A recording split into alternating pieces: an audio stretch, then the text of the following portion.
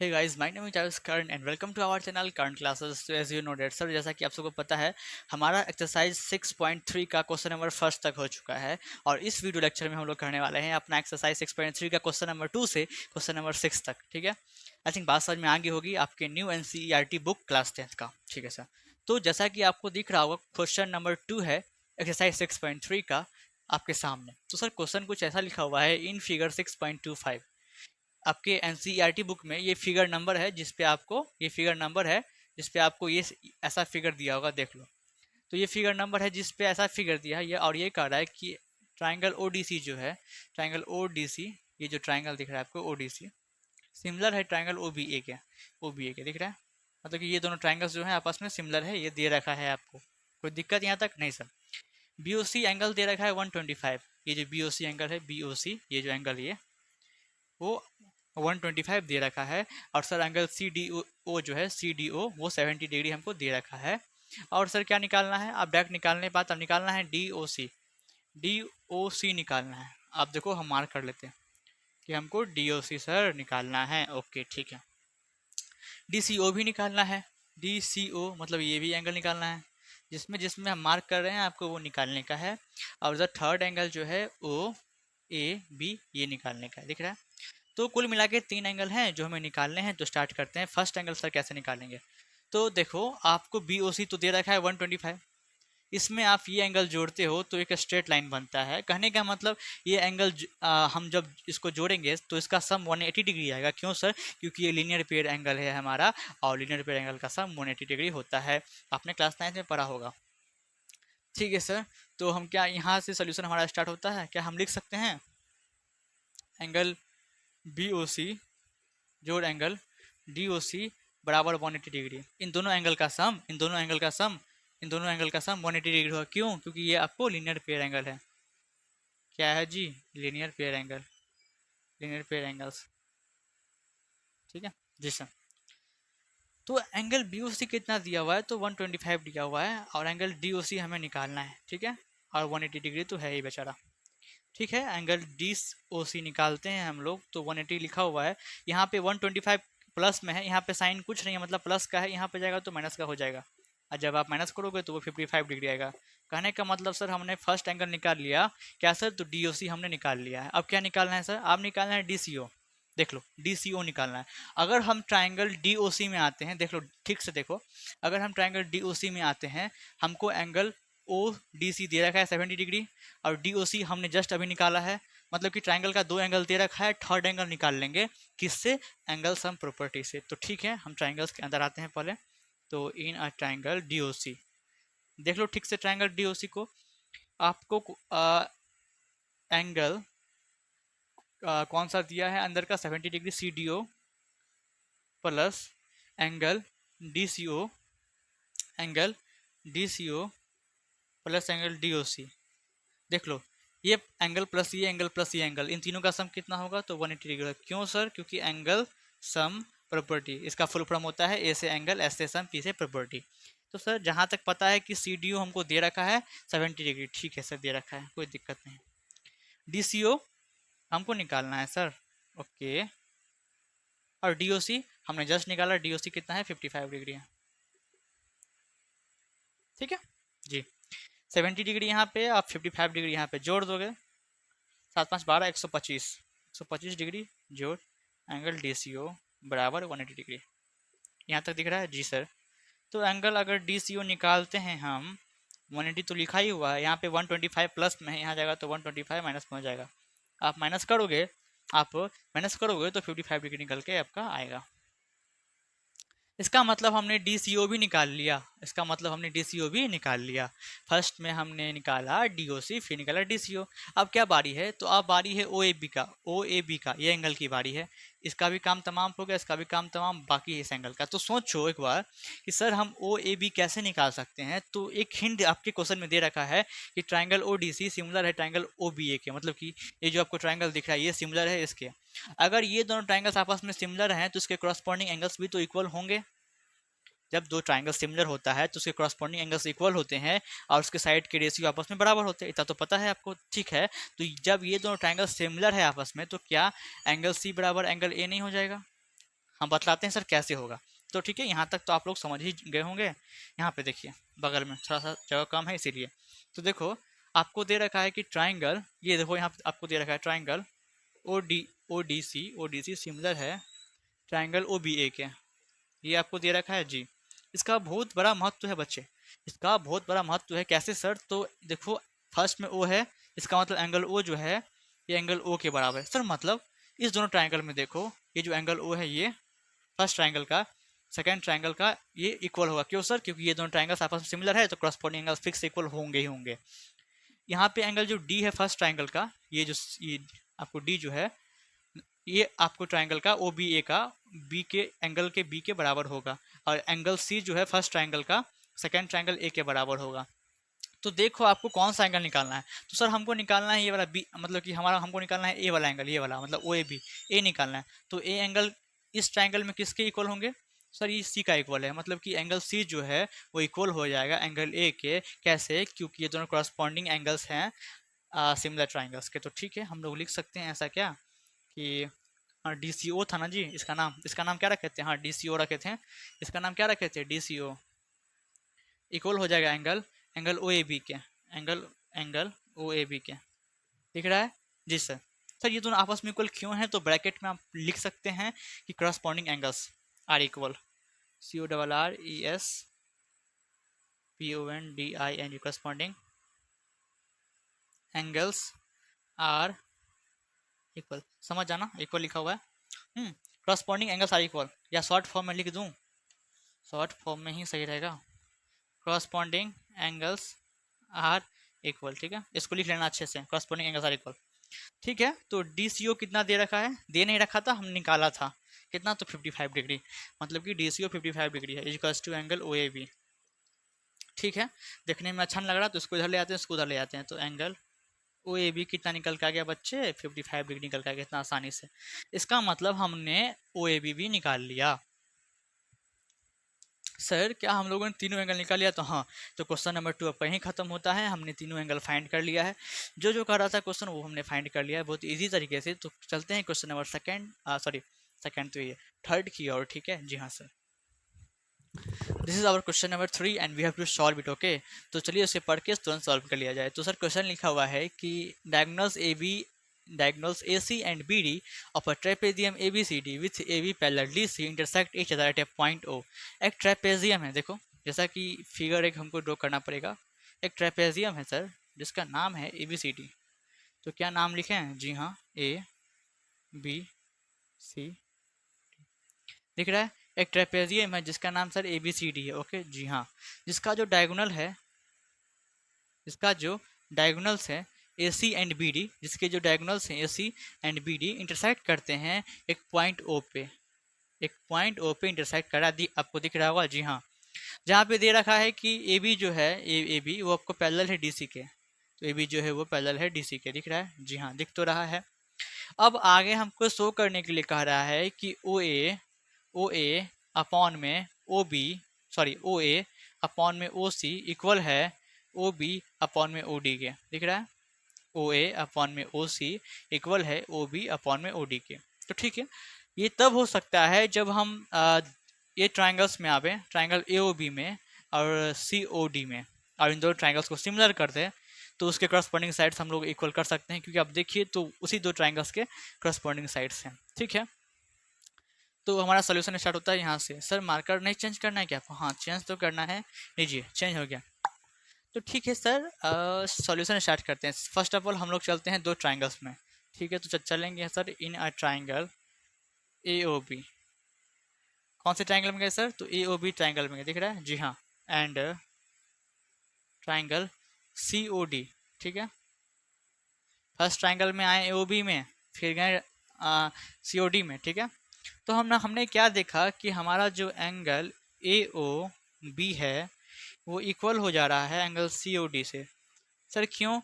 हमारा AOB जो है क्यों इक्वल है एंगल COD के? क्योंकि ये दोनों वर्टिकली अपोजिट एंगल है, जैसा कि आप लोग दिख रहा होगा, आपने क्लास 9 में पढ़ा होगा। इसको बोलते हैं वर्टिकली अपोजिट एंगल और इसको बोलेंगे वर्टिकली अपोजिट एंगल। फिलहाल इसी की बात करते हैं। ठीक है सर, क्यों इक्वल हैं? क्योंकि ये वर्टिकली अपोजिट एंगल्स हैं। AVER डॉट लिखा है, इसका मतलब वर्टिकली, OPP डॉट मतलब अपोजिट, और ये जो साइन है ना इसका, ये एंगल का साइन है, ठीक है। आई थिंक बात समझ में आपको आ रही होगी, ठीक है सर। ये दोनों एंगल्स इक्वल हैं।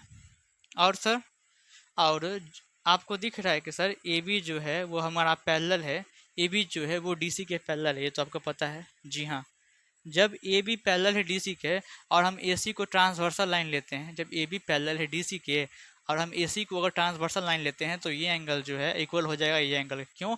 क्योंकि अल्टरनेट इंटीरियर एंगल है, दिख रहा है। ये पैरेलल ये है और ये हमारा ट्रांसवर्सल है, ए सी हमारा ट्रांसवर्सल है, तो एंगल ये इक्वल्स टू एंगल ये होगा। क्यों? क्योंकि अल्टरनेट इंटीरियर एंगल है, ठीक है sir. A B parallel D C है और ए सी को अगर हम लेते हैं transversal, A C is transversal, transversal, तो क्या हम लोगों ने देखा कि फर्स्ट ट्राइंगल का angle O A B equal हो जा रहा है सेकेंड ट्राइंगल के ओ सी डी के, ओ सी डी के। क्यों भाई? क्योंकि ये अल्टरनेट इंटीरियर एंगल है। क्या है? एंगल, अल्टरनेट इंटीरियर एंगल है, ठीक है। दिख रहा है? जी सर। ये ए एल टी डॉट है, मतलब अल्टरनेट, इसको पढ़ेंगे। इंटीरियर मैंने पूरा लिख दिया और एंगल का साइन दे दिया एल एस, ये एंगल, ये साइन, ये एंगल्स पढ़ते हैं, ठीक है। मैंने दोबारा बताया। और जब ए बी पैरेलल है हमारा डी सी के और हम ए सी को इस बार ट्रांसवर्सल नहीं लेंगे, इस बार हम ट्रांसवर्सल लेंगे बी डी को। किसको? ए बी पैरेलल है डी सी के और हम जब बी डी को ट्रांसवर्सल लेंगे तो ये हमारा एंगल ये इक्वल हो जाएगा हमारा एंगल ये, क्या ये जो एंगल है वो इक्वल हो जाएगा इससे। क्यों सर? क्योंकि ये भी हमारा अल्टरनेट इंटीरियर एंगल है बच्चों। हमने इस बार क्या किया, तो ए बी को पैरेलल लिया डी सी के और बी डी को ट्रांसवर्सल लिया, ठीक है। तो A B parallel D C and D B is transversal, transversal, transversal line लिख सकते हो, कोई दिक्कत वाली बात है नहीं। तो हमें क्या मालूम चला कि फर्स्ट ट्राइंगल का angle A B O, A B O equal है सेकेंड ट्राइंगल के ओ डी सी के। क्यों सर? क्योंकि ये भी हमारा अल्टरनेट इंटीरियर एंगल है, ठीक है। जी हाँ सर। अब जैसा कि आप लोग देख रहे हैं कि हम दो ट्राइंगल्स में आए थे, ए ओ बी में, ए ओ बी था ना, हाँ ए ओ बी में आए थे और हम सी ओ डी में आए थे और इन दोनों ट्राइंगल्स को सिमिलर करने की बात कर रहे थे और हमने तीन तीन एंगल इनके इक्वल कर दिया। हमने ये एंगल को इसके इक्वल किया, हमने ये एंगल को इसके इक्वल किया और हमने ये एंगल को इसके इक्वल किया। कहने का मतलब इन दोनों ट्राइंगल्स में हमने क्रॉसपॉन्डिंग एंगल्स को इक्वल कर दिया और इससे ये होगा कि ये दोनों ट्राइंगल सिमिलर हो जाएगा बाय एंगल एंगल एंगल। तो ठीक है, अब ट्राइंगल के नाम लिखने की बारी है, तो थोड़ा सा रुकना है, फिर सांस लेना है। ट्राइंगल, फिर नाम लिखना है। तो ट्राइंगल, फर्स्ट में एंगल में क्या है, एंगल में ओ लिखा हुआ है तो ओ लिखेंगे। फिर इसमें ए है बीच का एंगल तो ए लेंगे, यहाँ पे बी है तो बी लेंगे, ठीक है। सिमिलर है ट्राइंगल, फर्स्ट में एंगल ओ लेंगे। ट्राइंगल का नाम ऐसा ही लिखते हैं हम लोग, ठीक ना। जब एंगल रहता है, जब ऐसे लिखा रहे बच्चे एंगल एम तो डायरेक्ट एम लोगे। अगर ऐसे लिखा रहे ओ एम एन, बीच में इसको देखो कि कौन सा एंगल है, उसी को लेते हैं, ठीक है। ये सब तो आपको पता ही होगा, ठीक है सर। तो बीच में कहाँ है जी, ओ है, पहले ओ लिए, फिर इसके बीच में सी है, सी लेंगे, डी है, डी। तो triangle O A B, triangle O A B similar हो गया हमारा ट्राइंगल ओ सी डी के, ठीक है। किससे हुआ? तो एंगल एंगल एंगल, ठीक। आप देखो, ट्रायंगल को सिमिलर इसीलिए हमने किया क्योंकि अब यहाँ से, क्योंकि ये दोनों ट्रायंगल सिमिलर हो गए तो इसके करस्पॉन्डिंग जो साइड्स हैं उसके रेशियो आपस में बराबर हो जाएंगे। करस्पॉन्डिंग जो साइड है उसके रेशियो आपस में बराबर हो जाएंगे। इसका मतलब, इसके बाद मैं यहाँ लिख दूँ साइड में, जगह कम है, इसका मतलब सर ओ ए जो होगा, ओ ए अपॉन में ओ सी कर सकते हैं, कर सकते हो सर। ओ ए अपॉन में ओ सी इक्वल हो जाएगा ओ बी अपॉन में ओ डी के। इसका फर्स्ट और अंतिम लिए तो इसका भी फर्स्ट और अंतिम ही लेना पड़ेगा, तो ओ बी अपॉन में ओ डी, ठीक है। हमने ट्राइंगल्स को सिमिलर कर दिया और उसके करस्पॉन्डिंग एंगल्स इक्वल कर दिए और यही हमको फाइंड करना था या तो शो करना था, तो हमने शो कर दिया। नीचे में चाहो तो प्रूफ लिख दो, या तो कुछ नहीं लिखोगे तो वो भी चलने वाली है, ठीक है। तो हमने प्रूफ कर, चलो प्रूफ ही कर लिया हमने, ठीक है, ठीक जी सर। इसके साथ क्वेश्चन नंबर थर्ड खत्म होता है। चलते हैं क्वेश्चन नंबर फोर्थ की ओर। आशा करते हैं ये क्वेश्चन समझ में आया होगा, ठीक है जी सर, जरूर आया। चलते हैं आगे। This is our question number 4 and we have to solve it.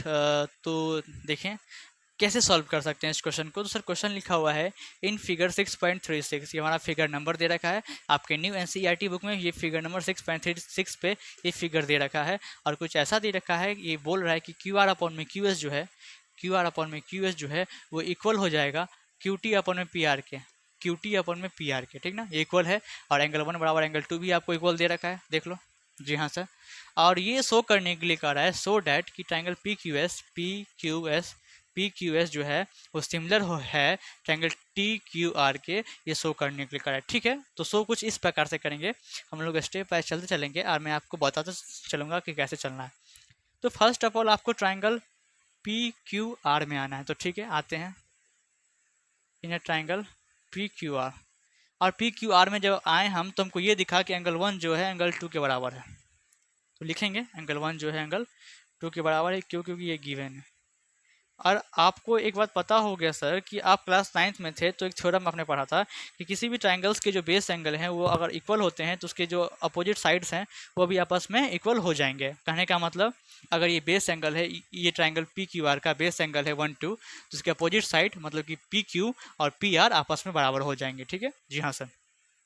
और इसका आपने कन्वर्स भी पढ़ा था कि जब अपोजिट साइड इक्वल होंगे तो इसका बेस एंगल इक्वल हो जाएगा। फिलहाल यहाँ पे जो रियल है थ्योरम, मतलब जो फर्स्ट थ्योरम है जिसमें आपको बेस एंगल इक्वल है तो अपोजिट साइड इक्वल हो जाएंगे, उसी का काम करना है यहाँ पे, ठीक है।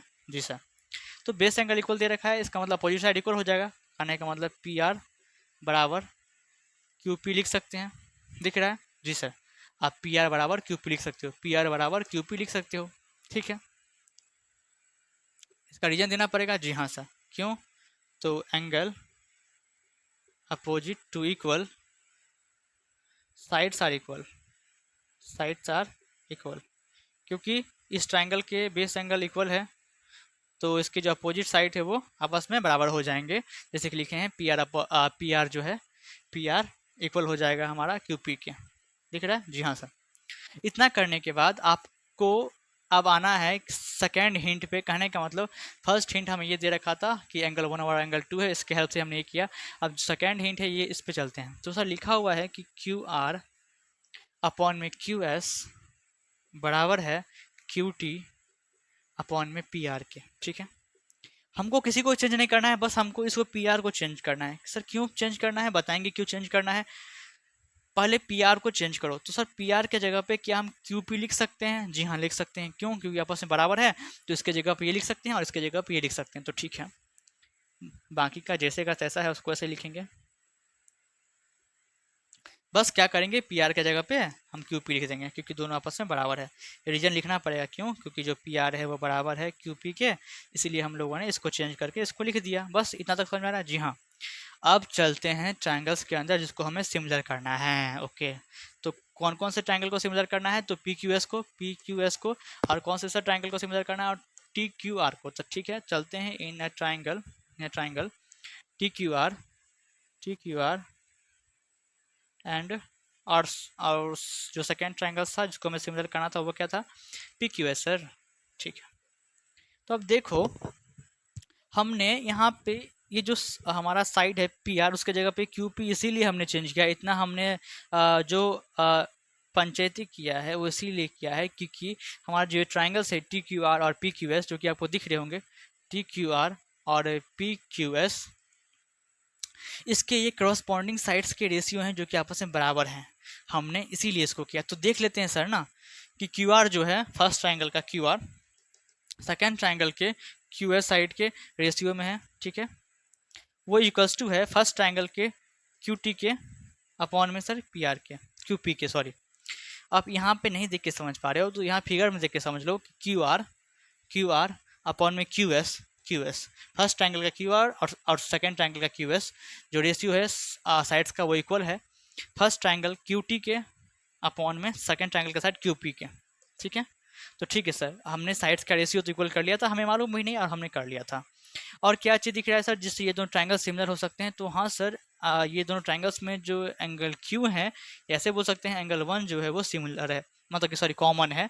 तो वो तो ठीक है, दो ट्राइंगल्स के करस्पॉन्डिंग दो साइड्स इक्वल हैं और इसके एक एंगल कॉमन है बीच वाला, तो ये दोनों ट्राइंगल्स जो है आपस में सिमिलर हो जाएंगे किससे? तो साइड एंगल साइड से। तो ठीक है, इसके जो क्रॉसपरिंग साइड्स के रेशियो इसको उठा के यहाँ पटकते हैं। तो ठीक है, लिखेंगे क्यू आर अपॉन में Q S is equals to Q T upon में क्यू पी। दिख रहा है जी हाँ, और ये एंगल कॉमन है तो एंगल क्यू बराबर एंगल क्यू कॉमन लिख दो।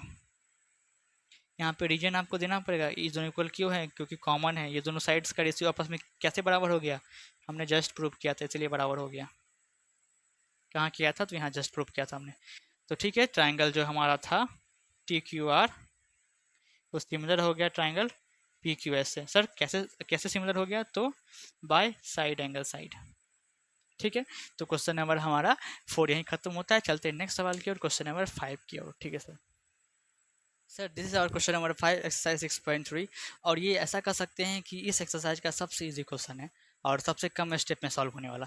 तो सर क्वेश्चन कुछ ऐसा है कि S and T R points on side P R and Q R of A triangle P Q are. एक ट्राइंगल है पी क्यू आर, चलिए हम लोग लेते हैं ट्राइंगल पी क्यू आर को। एक ट्राइंगल है पी क्यू आर, दिख रहा है ट्राइंगल पी क्यू आर, जी हाँ सर दिख रहा है। इसके साइड पी आर, इसके साइड पी आर पे और इसके साइड क्यू आर पे दो पॉइंट हैं एस और टी। पी आर पे एस पॉइंट है और क्यू आर पे टी पॉइंट है, दिख रहा है जी हाँ सर दिख रहा है। और सच डेट कुछ इस प्रकार से पॉइंट है कि एंगल पी जो है, एंगल पी, ये एंगल पी जो है, एंगल पी ये दिख रहा होगा आपको, एंगल पी दिख रहा होगा, जी हाँ सर दिख रहा है। वो इक्वल है आर टी एस के। आर टी एस के मतलब यहाँ पे लाइन है, मतलब यहाँ पे लाइन है, तब नहीं एंगल आर टी एस बनेगा, जी हाँ सर। किसके इक्वल है, एंगल पी किसके इक्वल है, तो आर टी एस के। ठीक है सर, हमें क्या दिखाने को बोल रहा है कि एंगल आर पी क्यू जो है वो सिमिलर है ट्राइंगल आर टी एस के। तो ठीक है, आते हैं डायरेक्ट ट्राइंगल्स के अंदर में। तो सोल्यूशन हमारा यहाँ से कुछ स्टार्ट होता है। आते हैं ट्राइंगल्स के अंदर, तो in a triangle R P Q and जो जो ट्राइंगल्स को सिमिलर करने हैं उसका नाम लिखो, are P Q and triangle R T S. ठीक है, हमने आर पी, ठीक है जी सर।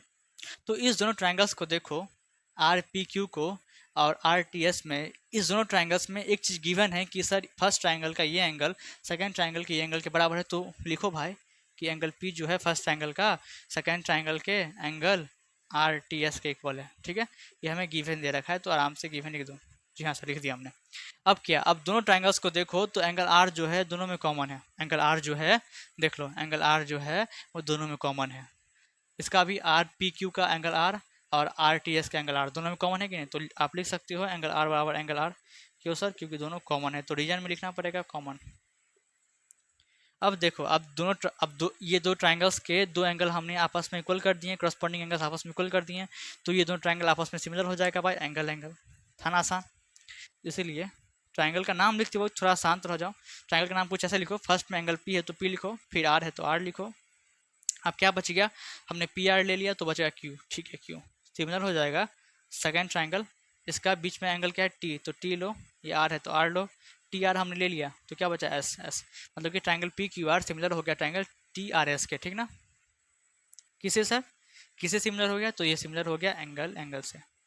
तो सर आप कहोगे कि यहाँ सर यहाँ पे हमको ये ट्राइंगल्स को सिमिलर करने के लिए कहा था आर पी क्यू को, और आप आप पी आर क्यू कर दिए, तो बस इसका नाम इधर से उलट पुलट है, वही चीज़ है, वही ट्राइंगल्स। आप ऐसा मत सोचना कि यहाँ पे कुछ और लिखा है यहाँ पे कुछ और है, सेम चीज़, बस नाम उलट पुलट है।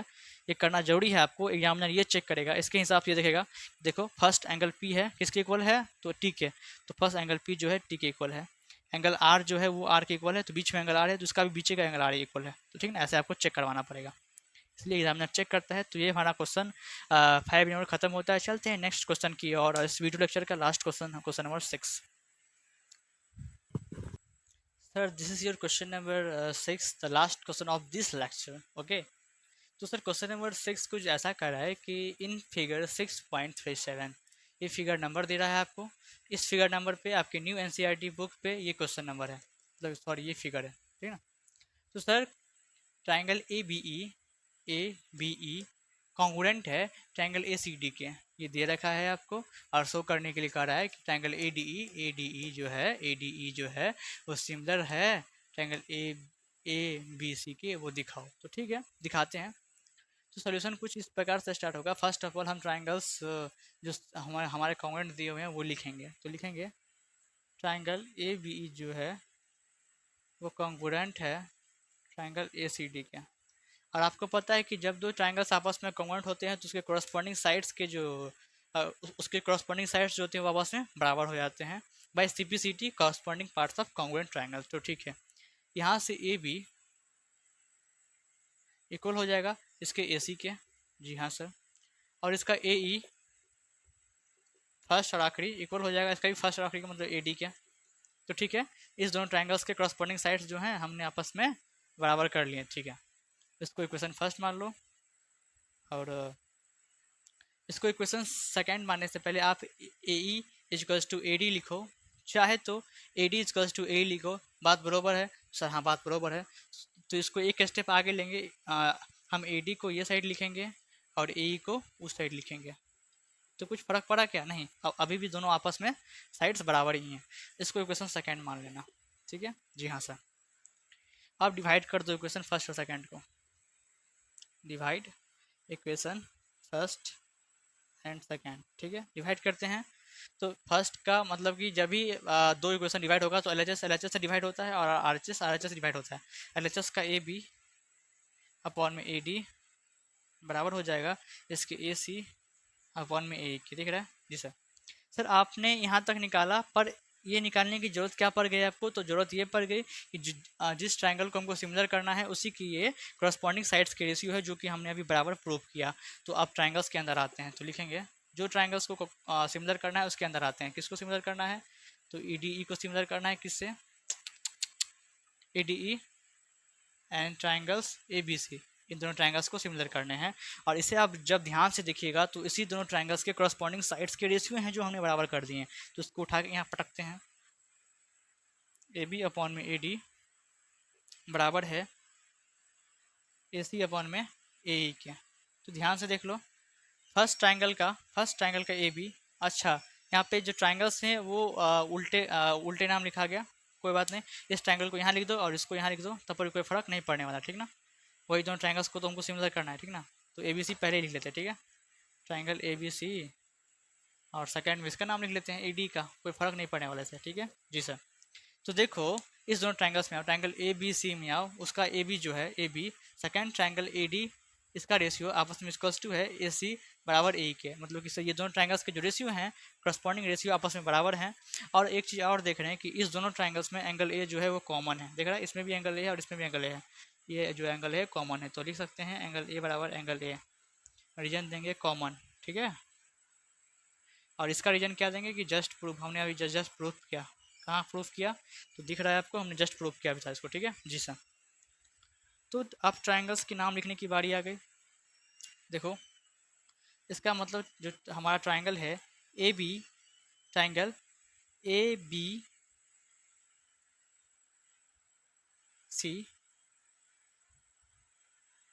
वो सिमिलर हो गया ट्रायंगल ADE के। तो कैसे सिमिलर हो गया? कॉरस्पॉन्डिंग साइड्स के हमने रेशियो बराबर किया और बीच का एंगल बराबर कर दिया। तो ये जो हमारे ट्रायंगल्स है वो आपस में सिमिलर हो गए। किससे? तो साइड एंगल साइड से। ठीक है, तो आई थिंक आपको बात समझ में आ रही है। तो इसी के साथ क्वेश्चन नंबर 6 भी यहीं खत्म होता है। हमने इस दोनों ट्रायंगल्स को सिमिलर कर लिया बहुत आसान तरीके से। तो आशा करते हैं क्वेश्चन समझ में भी आया होगा आपको।